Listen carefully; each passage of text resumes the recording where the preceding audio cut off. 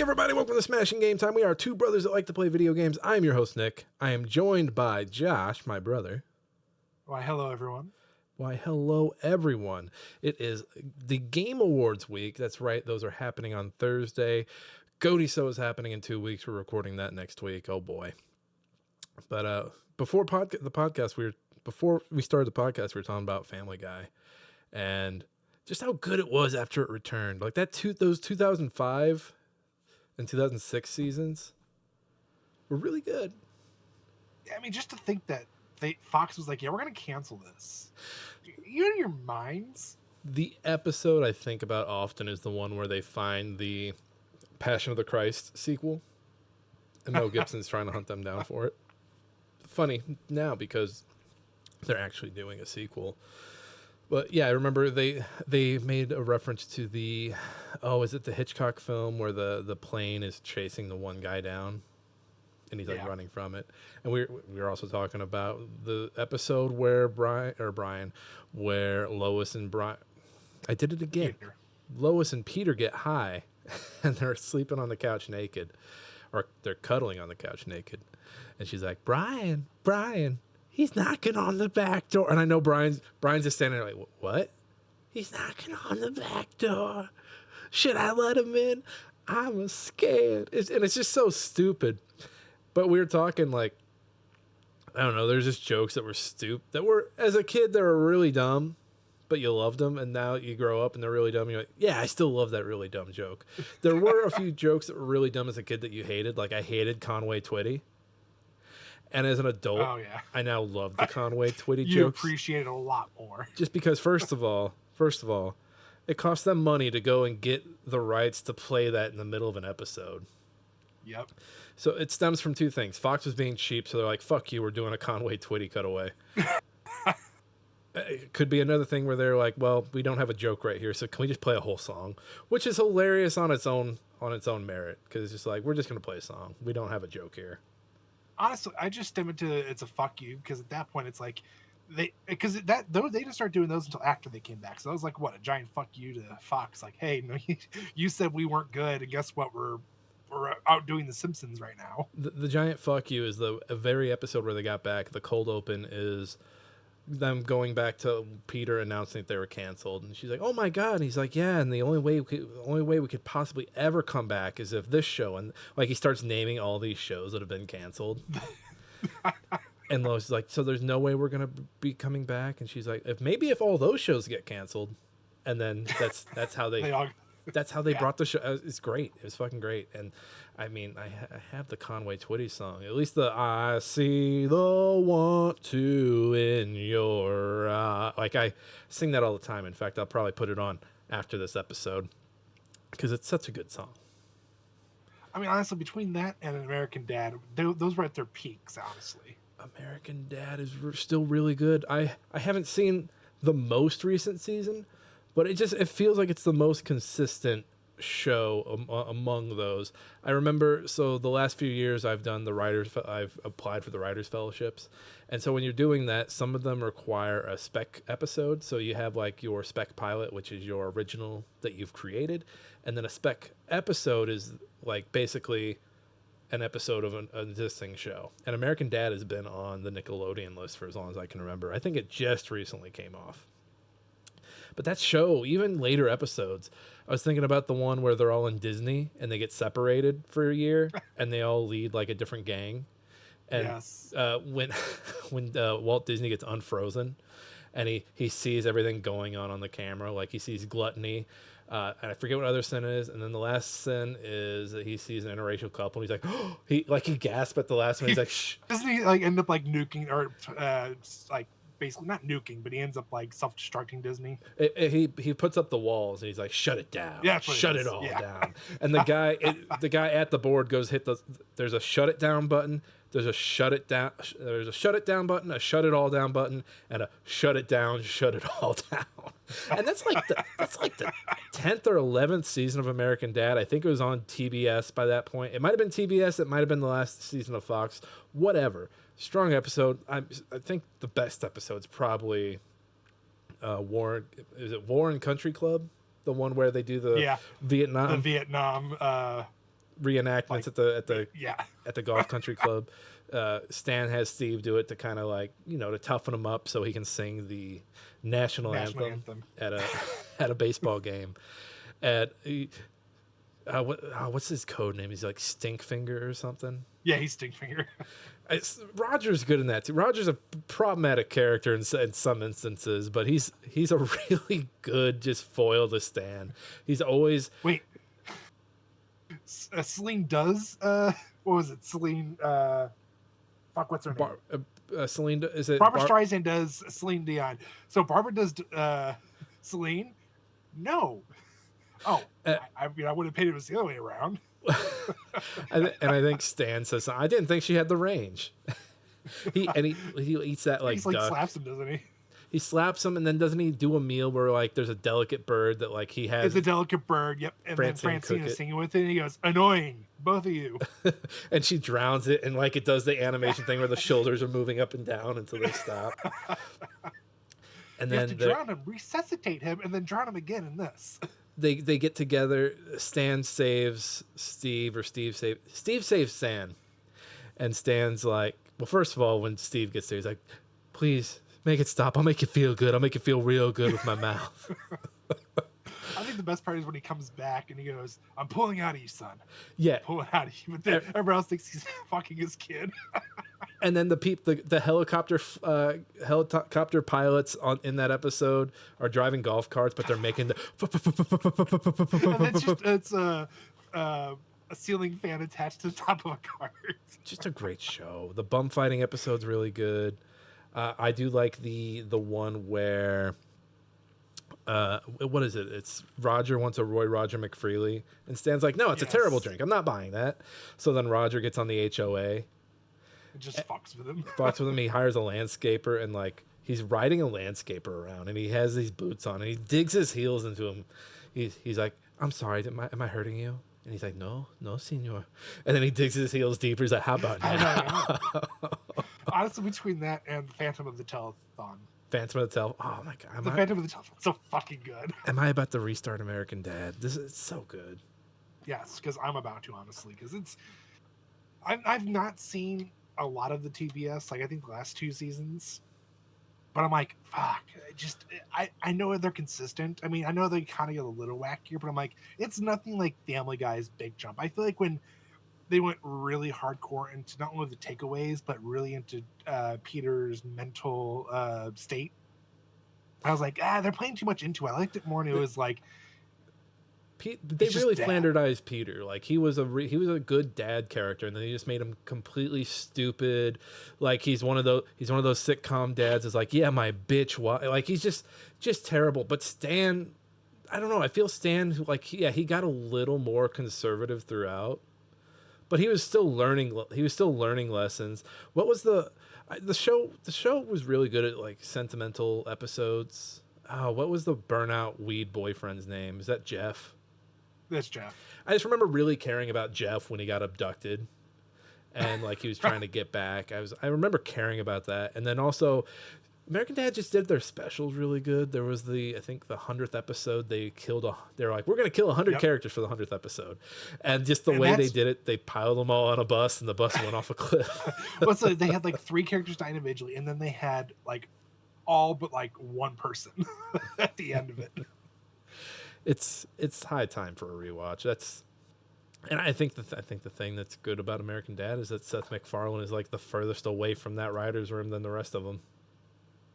Like he's a very talented man, very talented. But apparently, they've got a really good thing going in that room without him. Sorry, you got me thinking of that episode. They find Haley's note. Oh, it's Haley's note. He reads it and he goes, "Oh, there's more. Oh, it's just a suicide note. Hey, I'm sorry. You'll find the bodies. Yeah, I don't care anymore."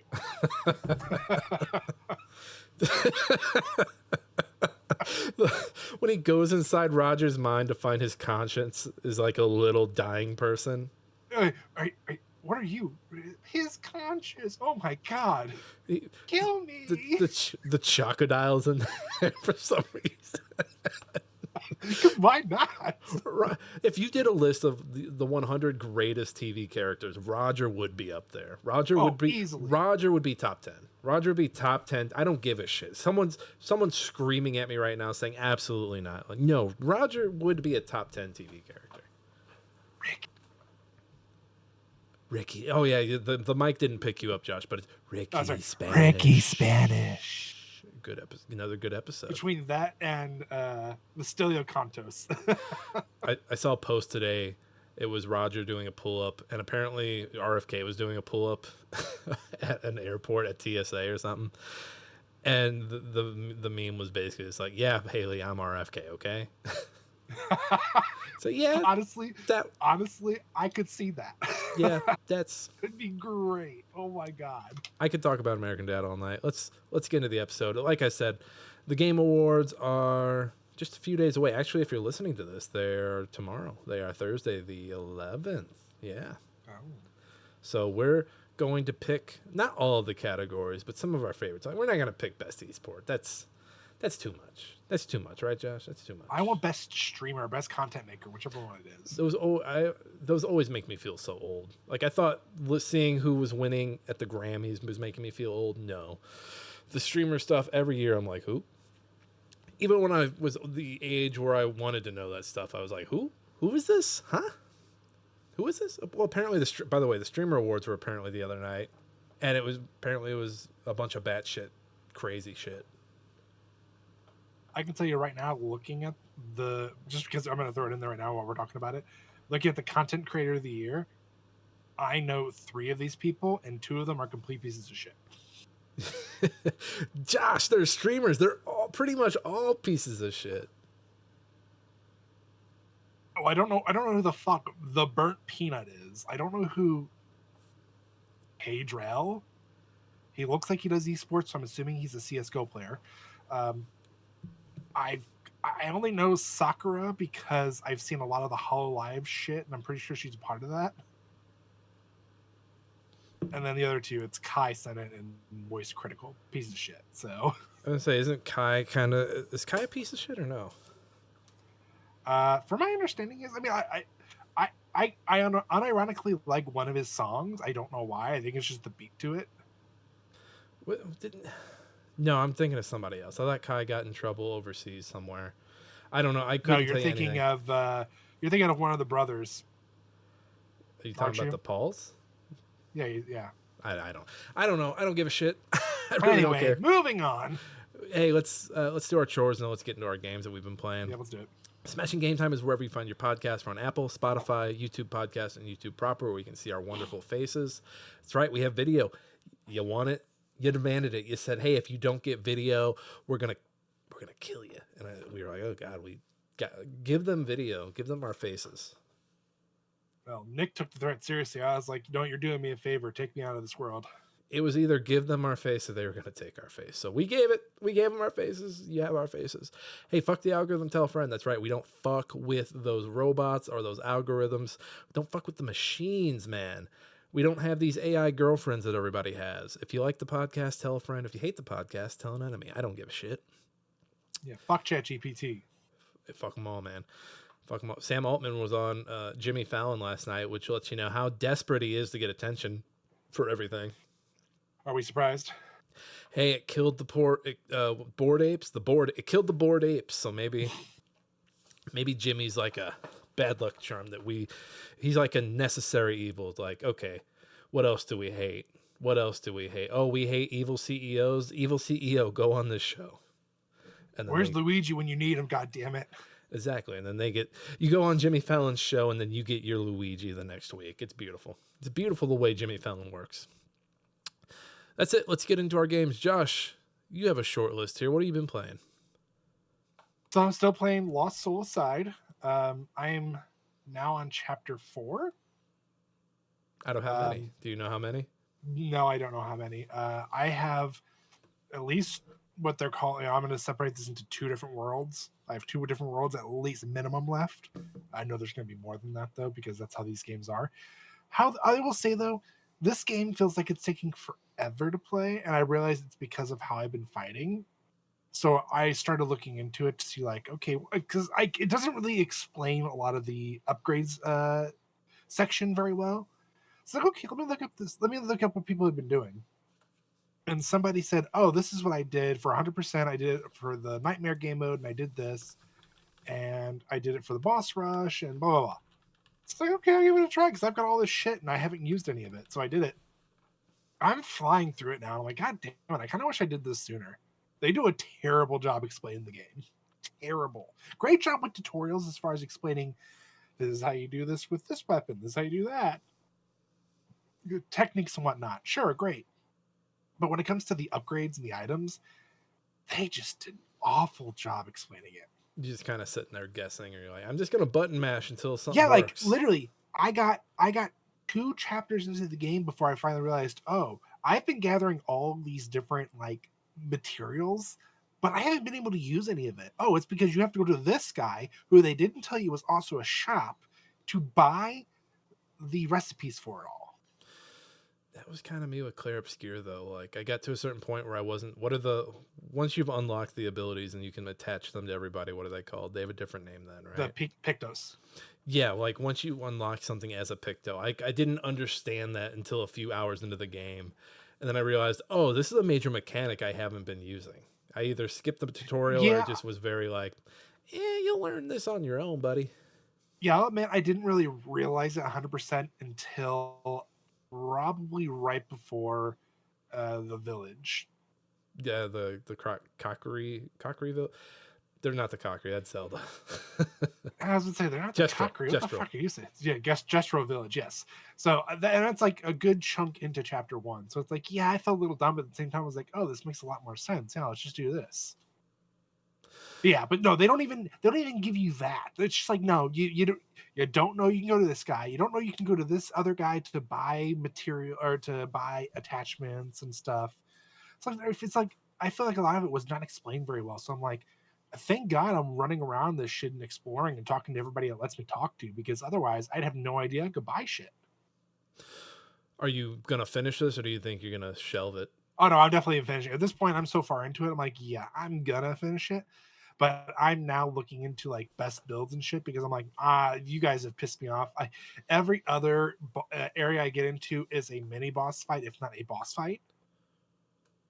So it's like, okay, at this point, I'm just wanting to beat it. I want 100% it, and I'm returning it. It's not that it's a terrible game. It's just they did a terrible job explaining it, and it feels like what should just be a regular fight, they turned into a boss fight. I'm sorry. I'm sorry that your game from China is not treating you well, Josh. I mean, it's a game. I will live through it, and then I will say I successfully did it and never touched it again. It will be one of those games that I'm like, oh, it's on sale on Steam for $2. Yeah, fuck that. I ain't spending $2 on that shit. Is Sony still doing that initiative with Chinese developers, or was this Pretty sure they are. okay? So maybe I'm we'll pretty get sure they some are. maybe we'll get some more next year, and they'll be like, Lost Soul Side was just a test. We were just testing the waters. For a first game, I'll be like, yeah, it's not terrible, but hindsight's always 2020. You could have done better. Look at Devil May Cry. You could have done better. I'm gonna guess But you're at the same enjoying this time, other game more though. well, this is my side game since you made fun of me for Castlevania for so long. This isn't. I've been very much. This isn't any better, Josh. How is it not any better? This isn't any better. It's a Mega Man. First off, for those, it's Mega Man Zero. I have the Mega Man Zero Legacy Collection, I think is what it's called. So It's the one that has all the zeros. Is Zero the gray and black guy, or is Zero the red guy? He's the red guy.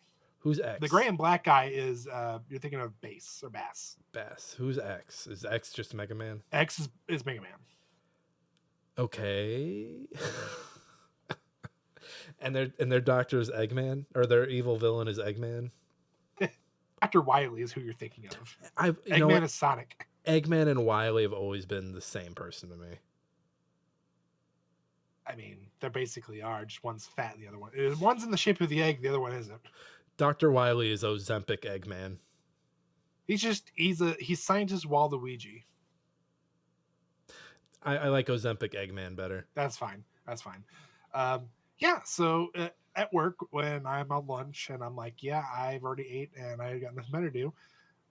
That's what I'm playing. I'm like, I got this. I've played 2 and 3.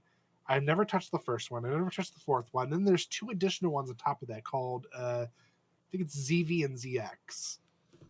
Came out for the Sure, DS. sure, Capcom. Yeah. Well, either way, I was like, no, I'll go back and play it. Why not? I need something different. I need to play the games I've downloaded on my Steam Deck that were meant for the Steam Deck and just knock them out. So that's what kind of Castlevania was. It's like, yeah, I've got these games and I need to start playing them. So I picked up Mega Man Zero.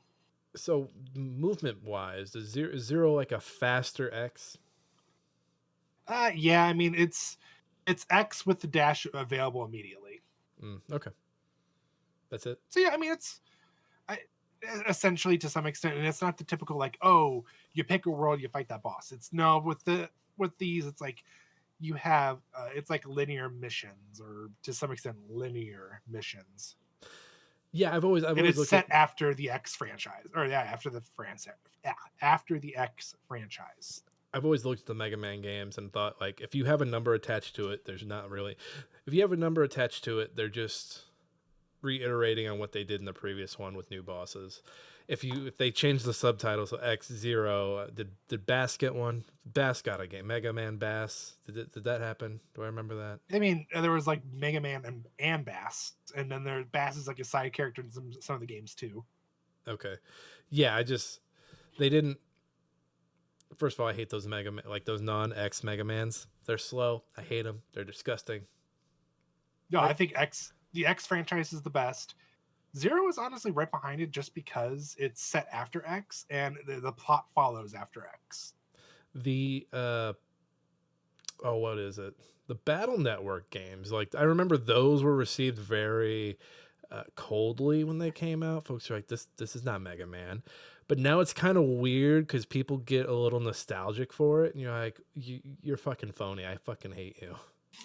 I've always liked them, and I also have both the collections on Steam. I thought it was a bitchin' cartoon. I thought it was a pretty good cartoon. Oh, I mean, the only thing I think I remember of the whole network transmission or instant I honestly forget what they actually called. Was it network transmission? Is that the actual show called too? Mega Man Network. I think it was just Network. Mega Man Network. Okay, I'm thinking of the game. The GameCube game, Network Transmission. I know that was the only one that was poorly received, and that's just because it was so fucking hard. 3D Mega Man games have always been meh. Yeah. Just meh. So you're enjoying Zero? Is there a good boss? Is there like a definitive boss in Zero that everybody loves? I mean, if I remember correctly, I think you fight what is... I don't know if it's canonically or if it's like... officially known as the real Zero. All right, Mega Man lore, calm down. I've never actually really played one. I've only played 2 and 3. Does Zero have its yellow devil? You know, that infamous yellow devil from Mega Man that everyone's like, this thing sucks. Not that I'm aware of, no. Okay, well, report back. I want to know who the good boss is, and just remember, the best Mega Man is Mega Man Soccer for the SNES. Never forget that. No, the best Mega Man is Mega Man X. It's Mega Man Strike. Is it Mega Man Strikers? Is that the name? It's something like that. All right, Pretty Josh. sure you're right with Strikers. I'll have to look. Any other games that you haven't mentioned? No, I'm fresh out. Any new physical media you need to report on? Oh wow, are we going our first week without any physical media in forever? Yeah, I was like, did I get anything else? I'm like, no, I think I showed you like. No, we didn't. I don't know if we said it here, but like the Kingdoms Come Deliverance 2 and all that. Yeah, I think you mentioned those. Because I know last week we talked about all of my Amazon ones. I don't know, this Josh. Is all loot. If it's within reach, grab it. If not, let's move. It's not. Keep going. Let's move along. All right. So I've got a few games here. I'm still playing Silk Song. Still working my way through Act 3. Act 3's a motherfucker. Did I say that last week? You did. You said as soon as it started working with like the pollution. I don't know what that was. Yeah, everyone's been. There's just this evil force that possesses things and possesses enemies. Enemies that originally took like 2 hits to kill now take 5 hits to kill and have like AOE out the asshole. It's kind of nuts. The emotion, baby. I don't know. I'm back and forth on if I like Silk Song or not. I there's a, like I said previously, there's a lot of religious. I don't even want to call them undertones because it's so it's so in your face with all the religion stuff. But it is starting to ring a little bit like, you know, the experience of leaving a religion, where you really implanted yourself into it. You become a part of it. You did all of the rituals, parts of your life outside of the religion. Like you're gaining things outside of your life thanks to that religion. And then Act 3 just feels like, oh hey, you're leaving and you're going to lose these things that you gained through this. You're going to start losing them. And I'm kind of seeing that. And you know, it's when you're leaving, it's kind of hard to leave. It gets hard because you're losing so many pieces of yourself. And I mean, we were religious as kids. I'm not as an adult. I'm not very religious. I mean, live and let live. Let people have what they have. But me, myself, and I'm not like going out on Sundays and living it up in a church pew. I'm sleeping in. So I think it's fascinating from that standpoint, looking at Act 1 and Act 2 as Act 1 as getting into religion, established a religion. Act 2 becoming established within that religion and it having altering parts of your life outside of it. And then Act 3 being just completely ripping yourself out of it. So that's fascinating. I hope to finish that game before the end of the year. It is going to be tough because I'm starting to check out other stuff before we get into GOTY so I can have some opinions on it. But I've really enjoyed that. I don't know if it's my game of the year, but it'll probably be in my top 10. Right now I'm going through you get to a point where you have to collect 3 hearts and each one of them is guarded by a boss. I just so happen to go to the one that was guarded by 2 bosses. You defeat Seth, and then after you beat Seth, you go and fight Nihilith, and it was not a good time. And now I'm going to a boss that has a bunch of gauntlets before it, and the gauntlets are a pain in the ass. And the way enemies are set up, you don't... Yeah, by the way, third act, when you hit enemies... So it used to be when you hit enemies, you got silk to help yourself recover. Right. That's not the case anymore, at least not in some cases, because the game's like, no silk for you. You're fucking done. Get out of here. That's not something in the gauntlet, but man, those gauntlets suck. I'm not liking that part so far. I played horses. Josh, have you heard of horses? Yeah, I think we actually talked about it last week off air. Yeah, so Horses was the artsy fartsy game that was banned off Steam and Epic Game Store because of, I mean, it's up for speculation what happened. The developer thinks it's because originally one of the characters was a young child who was riding the shoulders of a naked horseman. And so once Steam reviews stuff and says, no, it's not for us, even if you go back and alter it, I think they don't go back and review it because they're like, no, we already said no. But this game is now catching attention for not being on those 2 platforms. So I went over to my little banned book club known as GOG, where I have the only game I own on there besides Gwent and Cyberpunk is Spec Ops: The Line, and bought this. It was a little $5 game. So now I've got my little banned book corner with those 2 games. Anytime a game gets banned, I'm just going to go to GOG now and add it to the collection. Did you say you have Gwent on GOG? I do. Is that because is it not available on Steam? I have it on Steam. I think when you download it on Steam, it requires to boot up GOG. Because I think, is GOG owned by CD Projekt Red, or is that their interface? Maybe? I don't think so. Because I know for sure I didn't purchase those games on GOG. So my guess would be... CD Projekt, you're right. Yeah, so yeah, it's just them pushing people to GOG to play those so they can be like, hey, people are coming here. People are coming here. I played Horses. I played it all the way through. Beat it in about 2 hours. You're a farmhand. You are a college kid who had a bad semester, and so as punishment and to, kind of find yourself, your parents send you to work on this farm where the horses turn out to be people wearing horses' heads, and there's some repressed sex stuff in it. Really freaky imagery. You castrate a horse. There's a lot of humping. All the genitals and the private parts are blurred. It's very French. All of the dialogue is it's a French silent film, so like lips will be moving, and then it'll cut to the title card with whatever they said. Yeah, it's a very weird game. It's not a very fun game. Like most like most artsy fartsy games that have a statement, that have a point. Like it just, yeah, you're there for the vibe. You're there for the story it's trying to tell, the themes it's trying to tackle. But yeah, you feed a dog, which it turns out, so you're working on this farm and the dog is in the doghouse. And you're like, oh, that's a sweet little dog. Like, oh, it doesn't let me pet him. That's okay. And like 2 days later, you come out and the dog's not in the house. You're, oh, the dog's not in the doghouse. Well, I wonder where he is. And then you come around the corner and the dog is also a naked man wearing a dog mask. And you're just like, fuck, Jesus. Like, I'm sure other people saw it coming, but it really caught me off guard. Like, oh shit, the dog is also monster. Cool. Or a prisoner. Cool. But the dog turns out to be on the farmer's side, and he'll help the farmer terrorize these horses. Yeah, you can play horses if you want. You don't have to. It's not that shocking. And I feel like I've been taking crazy pills all week because I saw some people say, "Hey, it's not that shocking," which I agree. But also, like, you castrate a man. You castrate, like, there's some sexual violence. There's some yeah, that's just, I don't know if like we're just all so desensitized because I think of what's the Outlast, the whistleblower DLC where the groom is trying to make a bride and you kind of see a lot of what he's doing.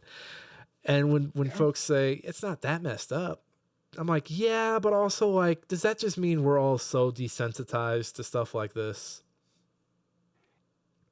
I mean, we hear so much worse at this point. I think we are. We are, and that's not me saying like, oh yeah, this game deserved to be banned. That's me saying no, like, this game does have some challenging imagery. Never mind the nudity is censored and like you don't really see anything, but everything's very heavily implied. The game forces you to do these terrible things. And no, I definitely think like an explicit warning and then a trigger warning on top of that. Like, yeah, there definitely should be some like, hey, if this kind of stuff like throws you, or if you have any type of triggers, like, yeah, probably don't play it. Like, the game best. The game is very thorough at the beginning. It's like, hey, just a heads up, this, that, this, that, this, that. Hey, like there's I mean, Josh, I streamed this game.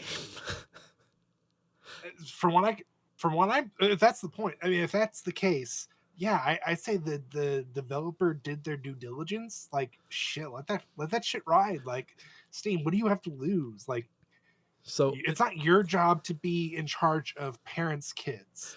So it's funny because I streamed this game, and again, I think there's some stuff in here that's very mature that, like, like, again, I agree with the folks that say, hey, it's not anything bad or crazy that Steam should ban it. I agree with that, but also I'm saying, wow, we're really fucking desensitized because there is stuff on that stream, in that game as I'm streaming where I'm like, can I show this? Can I show this? I can't, because I was doing a no commentary stream. I was just playing it, and I was like, oh, like there's one point where something very graphic happens, and I was like, can I stream this? I have no idea. I guess let's try to walk past this thing that's happened over here by this thing. Let's get away from that.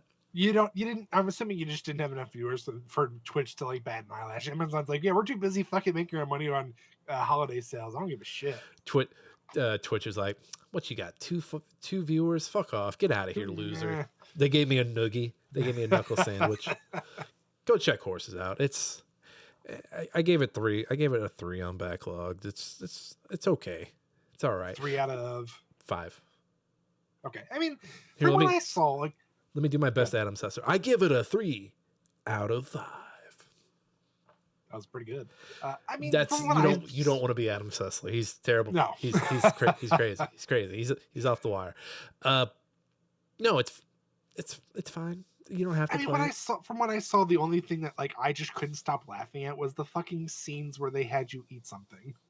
The eating, yeah, and I do so like there are scenes where it does some hyper realistic stuff. Not hyper full motion video, so FMV. Yeah. So like you'll water a carrot and it'll be a black and white video of someone watering a carrot patch. I saw that with the when you're digging a hole. The digging holes one is really good. You fill the dog's bowl with soup in the morning. So you just see someone ladle some nasty ass soup into a bowl. You fill some water buckets, I believe. Yeah, you fill your water bucket. It does that. It's just really good stuff from that. Yeah, man, that's it on horses. I saw that the developer was like, I don't know if I can do another game. Which part of me is also now I'm like, okay, how much of this is marketing? How much of this is you marketing the game? Again, Steam and Epic are ridiculous for not allowing this on their platforms. Because I agree with you, Josh. Who is Steam answering to? Steam is the pretty much the monopoly in the scene. Who are they answering to? Who's gonna put their foot down and be like, this is what's on Steam? This is what's on Steam? Hell no. Hell no. Here, just in context, as far as like how quickly they shut it down, as far as I remember, we had a school shooter simulators last longer on Steam than we actually had the game Horses last on Steam. How so long? Let that sink in. How long was School Shooter Sim on? Was that like a week or something? I think it was like a week. Yeah, man. Steam was cool. Like I said, I'm just gonna throw that out there. Like it's sad on so many levels. Like I'm not saying that I agree with the developer who made the game for a school shooter, but at the same time, I'm like, you let that shit slide for long enough. People bitched enough about it, so then you removed it. This game comes out, no one really bats an eyelash as far as like saying anything. You're like, oh, whoa, we got to shut this down right now. We're not selling it. No. One, and I get the standpoint of like, hey, it has a child riding a naked man, like riding on the shoulders of a naked man. I'm like, yeah, you know what? I get that. I get that side of it, but the dev made the change. It's just it's a weird, yeah. Horses versus School Shooter Simulator. School Shooter Simulator will let you stay for a week. Horses, you get out of here. Get out of here. And I'm pretty sure that's not even the worst thing a game has done that is on Steam's library. Josh, Sex with Hitler. Sex with Hitler's on there. I mean, we're doing the world a favor. We're fucking Hitler to figure out where the bombs are and to end the war. So that's Steam's doing the job we need. Just don't tell MasterCard. They don't like you guys buying those porn games. No, and it's like, fuck you, MasterCard's my money. I'm gonna do what I want with it. Leave me alone. I also played It Takes a War. It Takes a War is a nice little short game. It is basically a spoof of Counter-Strike, and in the game you're basically just playing it with you are a random in a party. Like you're the what's the term when you're the one, when you're just the random, right? Yeah, you're just random. Just random. And you're playing with these groups of friends, and they're talking, and you come to find out that they ditched a friend. They ditched one of their friends to go hang out without him at one point, and he gets really mad. And the game gets into a meta commentary of like being terrible online versus being terrible in person, and yeah, man, it's seriously a game you can beat in 40 minutes. You're basically just playing rounds and rounds of Counter-Strike. The map gets weird. Map gets weirder as the game goes. You start to like find random doors that takes you into a real person's living room. And then, spoiler alert, the game ends with you walking through a museum of like your Steam library and showing like your friends, and like, so like you'll pop up and it'll be like, Josh, last online 5 hours ago. And it's just going through your friend lists. And it's just like a commentary on like, hey, that person that you said you were fucking their mom, like, hey man, they might have had their mom might be dead. Like, chill it on the people online, because that's a real person. And you get to a point in the museum where if you have a webcam, you walk in and you just see yourself, you look and you just see yourself in the museum. And you're like, oh fuck, like I didn't even realize this was on. Jesus. It's a really I want to say eye-opening. I think it's very, like, a very clear message. It's very, it's not hitting you over the head with it, but it's also not subtle at all about it. I enjoyed it. I really liked it. It's a quick in and out game, and yeah, it takes a war. Last game I've been playing is They have Q. achievements. Huh? Sorry. Are you looking at the achievements for I It was Takes like, a War? I looked and I was like, oh, it has achievements. Of course, I might consider. I mean, if you got it on Steam, so that means I have it. You're a sick fuck. Last game I've been Oh, I playing know is I am. Queue Up, which is basically a satire of esports. You set up your player, you do all these things, and you basically set up a team of 4, and you basically you play rounds of flip a coin. You just sit there in the lobby. You have your teams of 4 on each side. It flips a coin. If it lands on heads, one team wins. If it lands on tails, the other team wins. It's best out of 3. It's Is this banana over again? no, because you can you get emails from the developers, and you can like get deals and stuff that like if you win you get more money. I'm just scratching the surface of it, but it's just stupid enough meta play that reminds me of baseball back during COVID, where you're not really doing much. You're kind of just there for the ride. And the music is going to appear in Game of the Year, that nominee, Josh. It's going to happen. Okay. Like seriously, it's a game you can just queue up and then just sit there and let it run. Just let it run. I don't even think you might have to click OK after like some status, but otherwise you just let it run. I love a good idler. Let it idle. The art is also really good. But that's what I've been playing. Let's Josh, you're thinking about playing it, aren't you? I'm looking at the video. It just kind of reminds me a little. It looks like a little more in-depth version of or not in-depth version of Balatro, basically. Well, I'll have more to say about it later on. Again, I've only played about an hour. I was playing on Steam Deck, which I'd probably say you're just better off playing it on your PC. Just because you're just clicking OK, yeah, OK. Oh my god, this I'm honestly just watching the points rack up. This just reminds me of Balatro. This is a different version of Balatro. That's all this is from the looks of it. It's coin flip, and it's queue up. But that's what I've been playing. I'm gonna try to knock out a few more games before Game of the Year next week. Before we start recording Game of the Year next week, Doom: The Dark Ages is probably at the top of that list for sure. So yeah, let's. Josh, you got some news for us? I sure do. Read all about it. Latest football scores. Morning paper. Morning Star. Paper, mister? It's time for old news. Starting at the top, yes, Netflix is acquiring Warner Brothers games. This is a game developer article written by Chris Kerr. Yes, for those not aware, Netflix put a bid in for I think what $82.7 billion to purchase Warner Brothers, which yes, that does include the Warner Brother games. But from my understanding, Nick, I don't know if you heard about this. They don't care so much for the games. They really don't. They just want the IPs, television series stuff, and movies. Yeah, so I read this article before, but there was some other reporting as well that was basically, hey, they don't give a shit. It was part of it, but they'll take it, but also they really don't care. But they can also do something really, really cool with it. Because WB is the one who owns the Nemesis system, isn't it? I think so, yeah. Yeah. Throwing it out there. They could do some cool shit with it. Yeah, I'm not saying Netflix will, but I'm just saying they could. They're simply just buying it because it has the Warner Brothers name on it. Yeah, if it was named anything else, they would have been like, we don't want this. Get this shit out of here. Fuck off. Yeah. That but sucks, who knows man. if this actually happens, because Paramount just came back and said, yeah, we'll give it 107 billion. Man, fuck everybody involved with all that. I hope nobody wins. I hope everybody loses, including David Zaslav. Zaslav. I hate them all, man. Everything's just getting worse. Everything's shrinking. There's going to be less jobs. These motherfuckers get in here and say, we're going to do all this shit. Paramount says, hey, if we buy it, we're going to do 30 movies in theaters a year.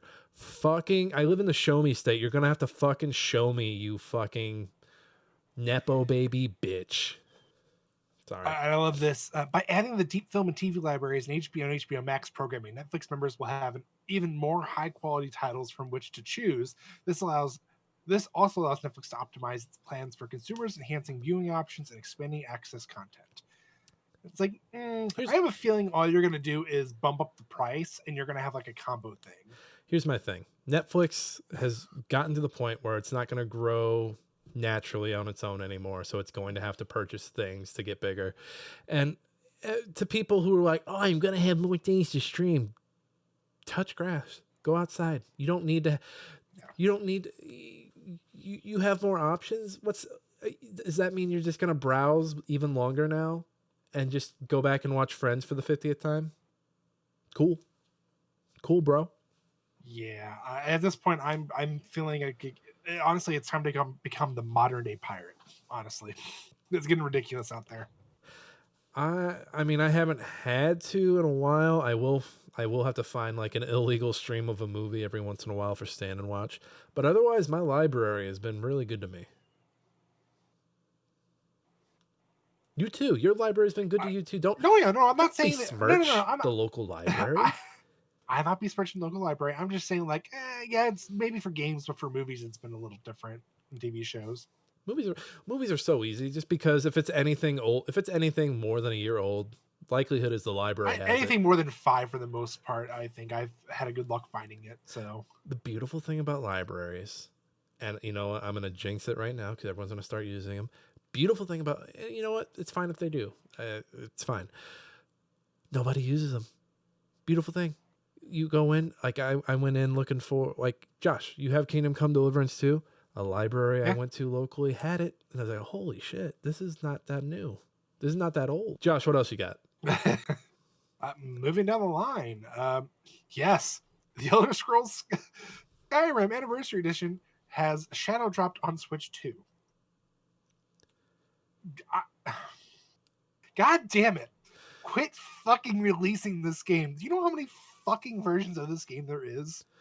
By the way, this is Video Game Chronicle piece from Chris Solian. Yes, sorry. Yeah, this game runs on everything, right? This is kind of like how Doom runs on everything. Yeah. Like Doom is on everything. Honestly, I would not be surprised within the next 5 years someone is playing this game on a pregnancy test. How long? This came out in 2011, right? Skyrim? Yeah, 2011. Man, it doesn't feel like that long ago. It doesn't, but dear God, I can't with this game anymore. There is not a game I hate more than Skyrim. I don't know. I didn't beat it. Like, I played maybe 15 hours of it and then set it down. I'm fond of it. If someone was like, Nick, here's a copy of Skyrim, I'd be like, you know what? I'm going to check this out. Thank you so much. The one thing I think I will give them credit, but at the same time, I'm kind of like, I hate them for this because, of course, it's exclusive content, is they do have, like, the Master Sword and the Hylian Shield and Champion's Tunic on it.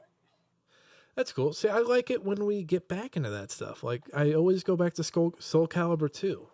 Like, yes, it was a multi-platform game at a time when people wanted exclusives, but they were, like, sweetening the deal. Like, hey, you fucker, you want to buy this on your GameCube? We'll give you a link. Hey, you want to buy this on your Xbox? We'll give you Spawn. He's edgy, just like owning an Xbox.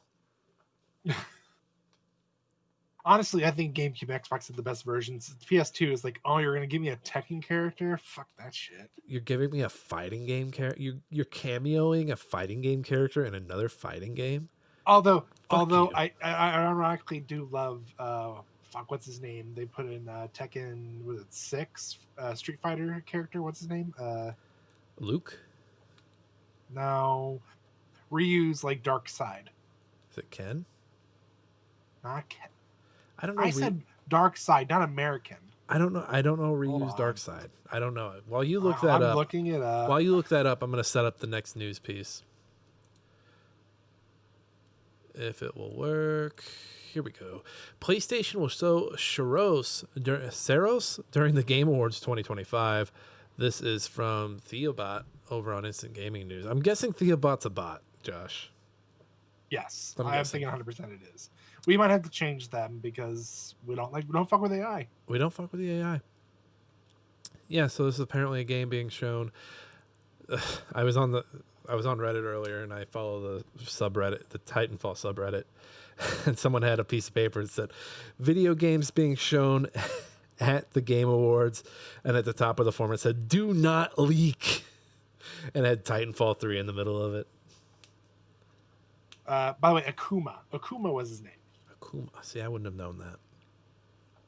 Dave, we've seen this game before, right? This is the follow-up to not the sequel to Returnal, but like the next game from those guys. Exactly, yeah.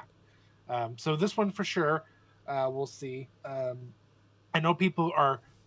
I didn't look to see who's actually speaking at the Game Awards. Is that up here somewhere?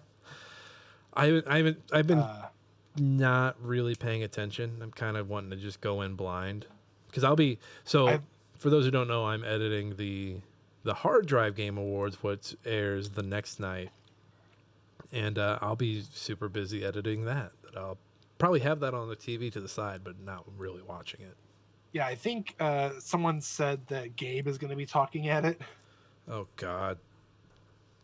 I don't know if it was a joke or not, because people are like, "Oh, they're going to announce Half-Life 3. They're going to do it." It's like, guys, they're not going to announce Half-Life 3. No, I don't think. Valve I don't think it's hates happening. the number 3. I don't think it's like people have been speculating for the last few months. Like this is the closest it's actually ever been. Like there's been a lot of people talking, and I'm just like, no, stop it, go home. No, it's Get guys. out of here. I'm sorry, it's not happening. Knock it off, guys. Gabe just bought a yacht company. He's not gonna fucking. He's got enough money. He's like, why would I fucking do Half-Life 3 when you fuckers bought Alex?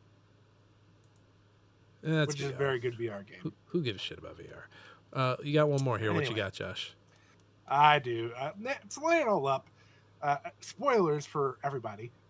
PlayStation Store accidentally confirms Leon is in Resident Evil Requiem with an early peek at new cover art.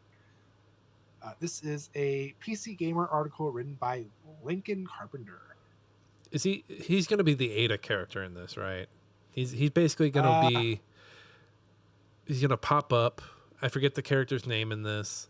He's going to pop up and be like, "Kid, you don't know the half of it." And then he's going to disappear. And then later on, she's going to be attacked by a monster, and he's going to show up and shoot it. And he's like, "I got you." But he's really there to like gather. Like he's working with Ada, right? He's working with Ada, but he is the Ada in this situation. I guess I don't know, because it's very weird. We got to think the last time we saw him canonically, at least with the old, 4, 5, and 6, he was going after Ada, and he was being framed for the president's murder. I love these games are so batshit crazy that there's a zombie outbreak, but you can still pin the murder of the leader of the free world on Leon S. Kennedy.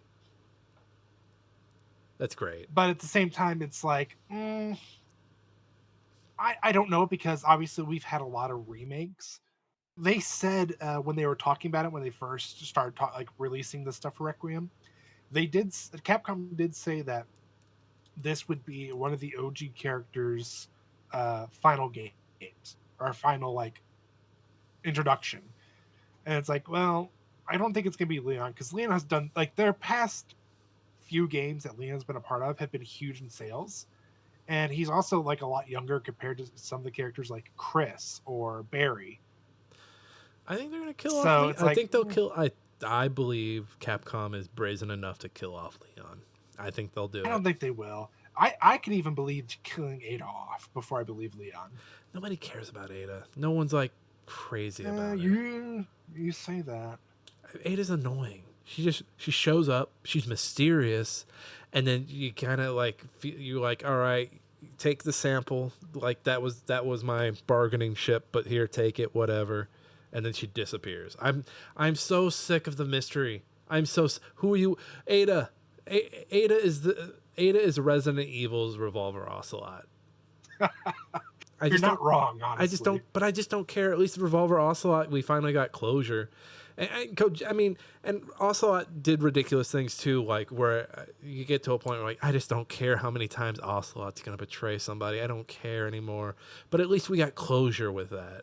With Ada and Leon, I'm just like, man, you two gonna fuck or what? I honestly, though, since we're bringing up Revolver Ocelot, I do think the best thing that they did with him, and it's just like one of those like, wait, what? Was the emulsion therapy and psychosis to become liquid. And it wasn't actually liquid. Yeah, I love that. Yeah, I love that they retconned to that. I love that they were like, yeah, that was a bad idea. Let's get rid of that.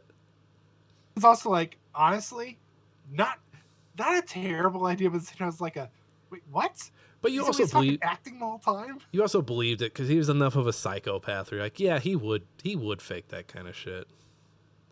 Yeah, I mean, you definitely. I mean, especially after you play 5 and you start to see like how like not in I wouldn't say in love, but how much he respected Big Boss. You start thinking like, oh shit, no, he was actually doing it the whole time for Big Boss.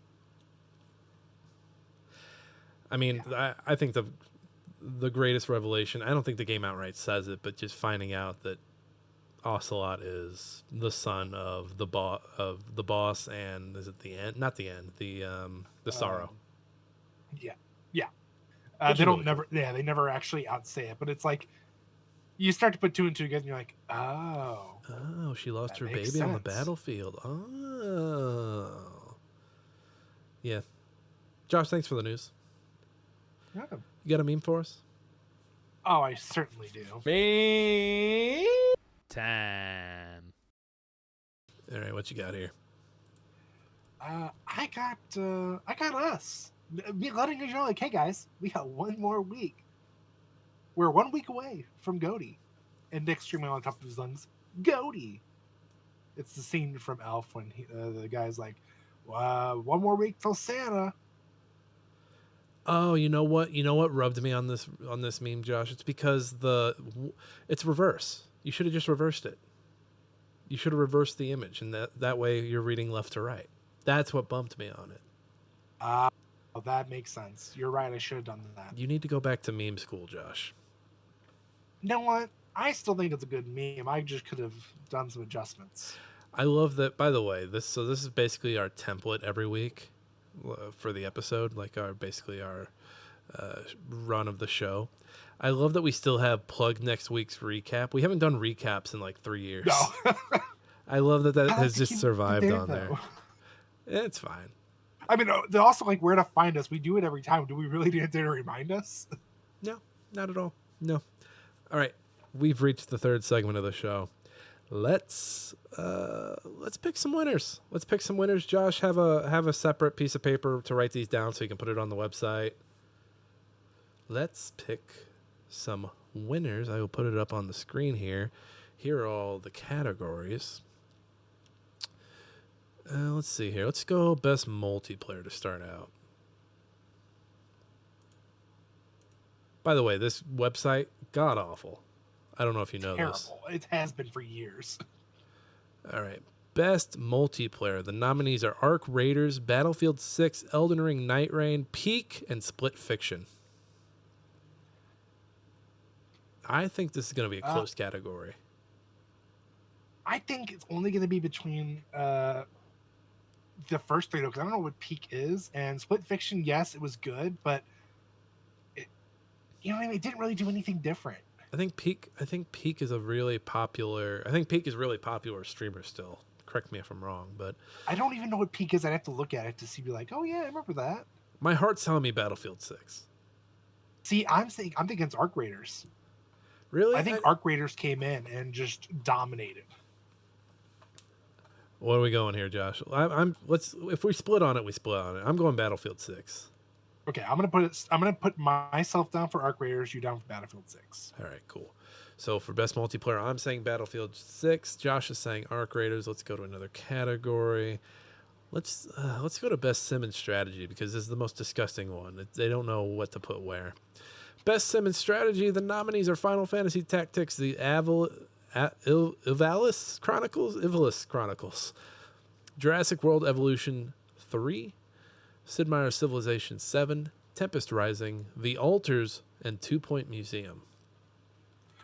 My guess right now is Sid Meier's Civilization 7 is not going to win because I've heard nothing but bad things about it. But it's also up there with like 6 was better. You know what I mean? Like one of those like, the previous one was better than. It's the Civ sickos it's the Civilization sickos you really shouldn't listen. Like, yeah, there's probably some level-headed folks that are like, yeah, this 6 is better, but I don't know, man. I think 7 takes it because I think the rest of these aren't nearly as big. I think Civ takes Yeah, I it. don't see Final Fantasy winning because it's a single player and it's not. I mean, it's a game everybody's already played for the past 20 something years. I could see maybe the Alters putting up a fight, but I'm gonna go Civ 7.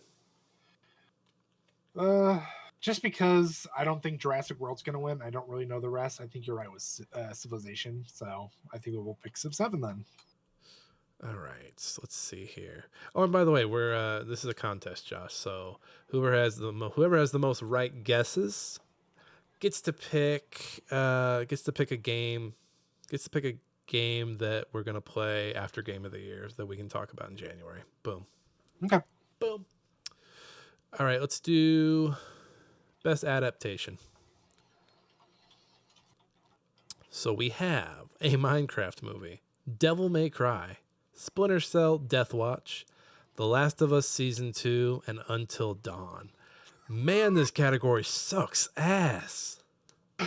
Oh my god, I'm sorry. The fact that they put Until Dawn and somehow made it in the top 5, I'm sorry. I don't know which way to go on this. I'm going to go Devil May Cry. I'm going to go the thing everyone's seen. I'm just going to say The Last of Us. Okay. I don't think it was good. See, but I think those two are great choices, and I think Minecraft has a good chance of winning as well. I don't think Splinter Cell is gonna win, and I don't for a fact if someone says Until Dawn wins, they're fucking out of their mind. I do wanna see that Splinter Cell show. I'm a Splinterhead. I'm a Splinterhead. Let's do best debut indie game. Ooh, did somebody take themselves out? All right, there's only 3 categories. There's only 3 nominees here. There is Blueprints, Claire Obscure, Expedition 33, Despole, and Dispatch. I know where my money's at. Yeah, I'm going to go Claire Obscure. Yeah. There's no way I'm not going Claire Obscure on this. Blueprints has its lovers. I've only seen Despole here and there. Dispatch is not as good as people say it is. I think it's more of the sexy memes, but I also like the jokes in it. Like, I think the writing is really good there, but Expedition's going to wipe the floor. I'm sorry, guys. They're going to sweep all of their categories. I would not be surprised. So let's see here. What's next? Best RPG.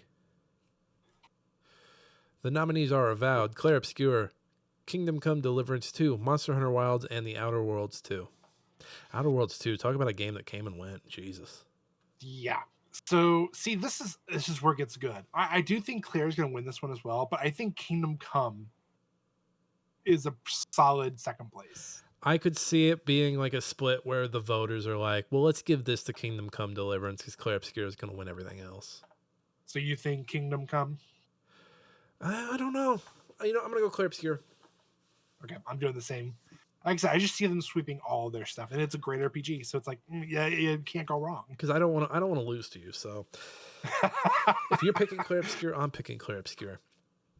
That's just it. Unless you look at the sheet, you'll never know what I picked. All right, let's do best independent game. The nominees are Absalom, Ball Pit, Blueprints, Claire Obscure Expedition 33, Hades, and Hollow Knight Silksong. Honestly, if you ask me, this is the game. This is the game of the year category right here. It is. It's a good. Let's see. Just between the last 3 alone, that's like. Because I feel like all 3 of these games people don't shut up about. I'm gonna go against the grain here. I'm gonna say Silksong.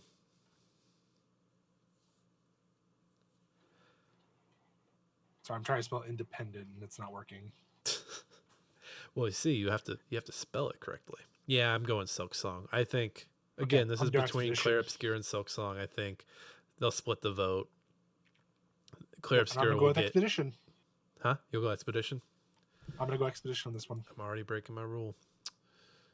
Best ongoing. But that's a great one. That's a great one to do it though, because it's like, damn, it can go either way, really. Best ongoing: Final Fantasy 14, Fortnite, Helldivers 2, Marvel Rivals, and No Man's Sky. I'm gonna go Helldivers 2 because they're on Xbox now. People still love it. They're doing the movie. It's in the zeitgeist. Fortnite has had some okay seasons. I think they've kind of slowed down a little bit. Sounds like people aren't too happy with Final Fantasy 14 right now. Yeah, the latest DLC wasn't that good. Marvel Rivals, let's be honest, it's already fallen off a little bit. and the No Man's Sky. I mean, I will admit, for a game that when it first came out fucking fell flat on its face, they've done a great job bringing it back and just pumping it. But yeah, I think you're right. Helldivers 2 is the way to go with this one. I'm going Helldivers. Games for Impact. I wish it would, for a thought-provoking game with a pro-social meaning or message. So this is tough, because again, I don't know all of these. I only know 2 of these. The nominees are Consume Me, Despole, Lost Records, Bloom and Rage, South of Midnight, and Wanderstop. It's between Bloom and Rage and South of Midnight. I'm going to go South of Midnight. What was the other one you said? Lost Records, Bloom and Rage. I think I'll go that one just to be different. Okay. All right. Well, you're wrong, but okay. Well, we're only going to find out. All right. Let's go up to this top set of stuff. Let's go to what's innovation and accessibility here. We've got Assassin's Creed Shadows, Atomfall, Doom: The Dark Ages, EA Sports FC 26, and South of Midnight, recognizing software and or hardware that is pushing the medium forward by adding features, technology, and content to help games be played and enjoyed by even wider audience. If I click this, it'll learn about the nominees. Yeah, please tell me what the fuck that's. They don't ever explain it. All right. I'm going to read these. Some of these are just long paragraphs, so I'm going to do my best here to paraphrase as best I can. Atomfall is Rebellion's most accessible game to date, built with accessibility in mind to make sure as many people as possible can access the core game experience. Options include configurable text contrast and size, one of the only games to scale up to 52px at 1080p, high contrast made for gameplay, and optional audio cues for players with low vision, including a highly customizable audio-based FPS aiming system. By design, the game is colorblind accessible by default, uses unique and informative audio cues, and welcomes a range of players through play style. Motor accessibility, optional automation for movement, traversal. Okay, so yeah, they've pulled all the stops, it looks like. First of all, I love the detail of this fucking website. Atomfall up here, nicely formatted, broken down into paragraphs. Everything else was just copied and pasted. Jesus Christ. Yeah, someone got very lazy with it. Like, yeah, I'm not going to fucking do that. They're like, fuck it. I mean, look at this. Look at this accessibility page. What the fuck? I mean, and then South of Midnight. Look how South of Midnight comes back and it looks better too. And it's like, well, what the fuck? South of Midnight configurable subtitles. Motor disability is also extensively considered with options for faster holding. Game builds upon the strong motor FC. I don't know, man. This page is a mess. I'm not reading this messy page that they took no effort in. I'm going to say... I mean, I liked what I read from Atomfall. I'm going to read it. I'm going to go Atomfall. I think I'm going to join you because I'm not going to bother to read the rest of those. Christ, that page was that was a professional page. That was a professional fucking page. That was awful. I'm sorry. No, I'm not sorry. That was awful. Best performance. We've got Ben Starr and Claire Obscure, Charlie Cox and Claire Obscure, Erika Ishii and Ghost of Yotei, Jennifer English and Claire Obscure, Konatsu Okado in Silent Hill F, and Troy Baker and Indiana Jones and the Great Circle. This is tough. I think it's going to go to Jennifer. What do you got, Josh?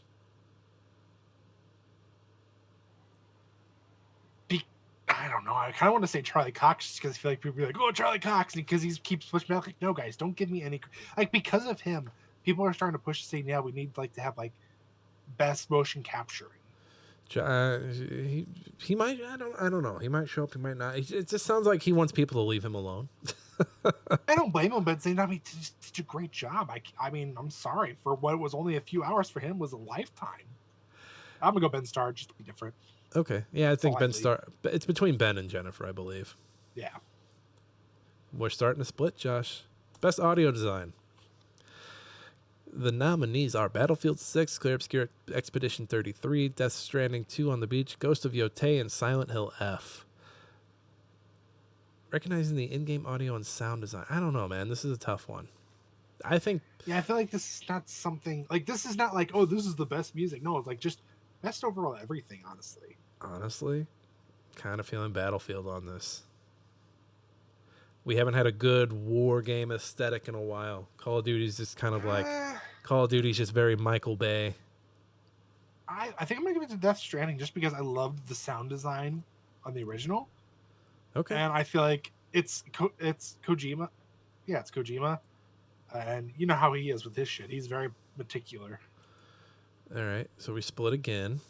Best score in music. The nominees are Christopher Larkin for Silk Song, Darren Korb for Hades 2, Laureen Testard for Claire Obscure, Toma Atoa for Ghost of Yotei, and Woodkid and Ludwig of Vorsel for Death Stranding 2 on the Beach. It's Laureen Testard, right? Yeah, For yeah. Claire Obscure. Without a doubt. I'm sorry, guys. You don't stand a chance. You get best nominees, and that's as far as you're gonna get. I don't know. I was listening to the Silk Song soundtrack while I wrote last night, and it's pretty good. It's pretty good. Best art direction. We've got Claire Obscure Expedition 33, Death Stranding 2 on the Beach, Ghost of Yotei, Hades 2, and Silk Song. I'm leaning on Expedition 33 on this one. Outstanding creative and/or technical achievement in artistic design, and I can't read the rest of it. And what? Animation. I think I'm gonna give it to Death Stranding. Oh, a split. A split. My goodness, a split. All right. Best narrative. We got a few more here. We're almost done.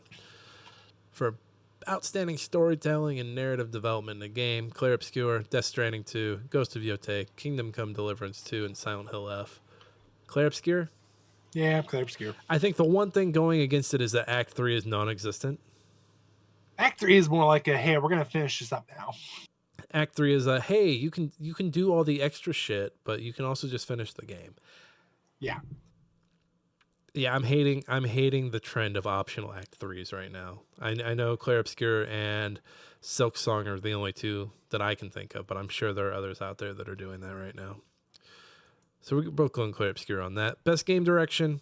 This is awarded for outstanding creative vision and innovation in a game direction and design. Claire Obscure, Death Stranding, Ghost of Yotei, Hades 2, and Split Fiction. I think it's between Split Fiction and Claire Obscure. I'm going Claire Obscure. It's when you get into these really technical ones where it's like, yeah, they did a great job, but did they do it where someone else didn't? And I agree. Split Fiction is definitely it's different. They did especially a great job when it comes to the mending of this the areas, like where they start to blend together. There was just something about Claire Obscure. I remember the Xbox, I think it was the Partners preview or whatever it was, where the first trailer was shown. And I remember saying, like, man, that looks like really unique. That looks really different from everything else. Oh, and it was. And I think when you look at these 5 nominees, the things that Death Stranding's a sequel, so that already disqualifies it. Same with Hades 2 and Ghost of Yotei. I think best game direction, I don't have the numbers in front of me. I don't know if unanimously if it's like ever been a thing that like they look at sequels and they're like, yeah. But I think when I think best game direction, I think what stood out, what feels different this year, what was a thing that surprised me. And both of these surprised me. I think Claire Obscure did a little more though. I think you're right, honestly. As much as I want to give Split Fiction at least something, it's like they just, I mean, Sandfall Interactive just came out of nowhere and just, God, yeah, I'm going Claire. Zoe and Mio still have my love. So, all right, and this one's for all the marbles. Game of the year. The nominees are Claire Obscure, Death Stranding 2, Donkey Kong Bonanza, Hades 2, Silk Song, and Kingdom Come Deliverance 2. Claire Obscure. It's Claire Obscure. Josh, how many categories did we just do? We just did 1, 2, 3, 4, 5, 6, 7, 8, 9, 10, 11, 12, 13, 14, 15, 16. All right, 16. We do need a tie because we could potentially tie. We need a tiebreaker. We need a tiebreaker. How many nominations does Claire Obscure have? All together or just from us? All together. I don't know that actually. Let me look that up real quick. Most nominated games at... They have 1, 2, 3, 4, 5, 6, 7, 8, 9. They have 10 nominations. They have 10 nominations. All right. Let's play The Price is Right. If we need a tiebreaker, how many awards do you think Claire Obscure is going to win? 9. Well, that's just dumb. I'm going to say 3. You say it's dumb, but guess what? Once I'm up there, because I do think they're going to lose one category, they get that one. And if not, if they get 10, I win automatically. I'm going to say 3. Do you want, hold on, before we finalize that, do you want to know what categories they're in? I already know all the categories they're in. I'm fine. I'm fine with my decision. Okay. I'm going to say 3. Because I said Price is Right 9. rules. So anything under the That's closest, fine, the closest without going over. So I'm not worried about you anymore. You should be, because you just said 3, and there's no way they're going to lose more than 2 for my 9. But if they win 8, I win. Fine. I still stick with 9. I'm fine, because I know I'm going to win it. All right. Yeah, I'm that confident. Your confidence is misplaced, but okay. Okay, Josh. Okay. We'll see. Just so you know, if I win, we're playing Weird West. I don't know what we play if I win, but I'm going to make you play something you absolutely hate. Okay. I'm looking forward to it. Let's do our end of show chores and get out of here. Everybody, you can find me over on bluesky@nickkaufman.com. That's also my website where you can find my writing, including my stuff over on hard drive, my old review on Game Chronicles. Rest in peace. I can't believe it's been 7 months since that website went down. Holy crap. Makes me sad. You can also find me on Twitch and YouTube at Nick Fat Night, where I've started to stream again a little bit here and there. Josh, where can the people find you? You can find me anywhere and everywhere, and I'm Josh Saying. Yes, and we have the website Smashing Game Time. That's where you'll find all our Game of the Year stuff, all our videos, all of our written words. Game of the Year, the schedule on that. So the Game of the Year starts on the 22nd and goes all through Christmas week. So there's an episode every day. So check that out. We'll still have an episode next week, but we'll probably just check in on this little contest Josh and I are having here with the Game Awards. It'll be a short little episode as we get ready for our stuff. Yeah, that's all. That's all we're doing. That's it, everybody. Get on out of here. Thank you to Alex Marvin Clark for our intro and outro song, Hunt Him Down. There's a link to his SoundCloud down in the show notes. Go look at it. Go check it out. We're going to get out of here. We got games to play. We got Game of the Year to get ready for. Everybody, this has been Smashing Game Time. I hope you all are smashing great time. We'll see each and every one of you next time.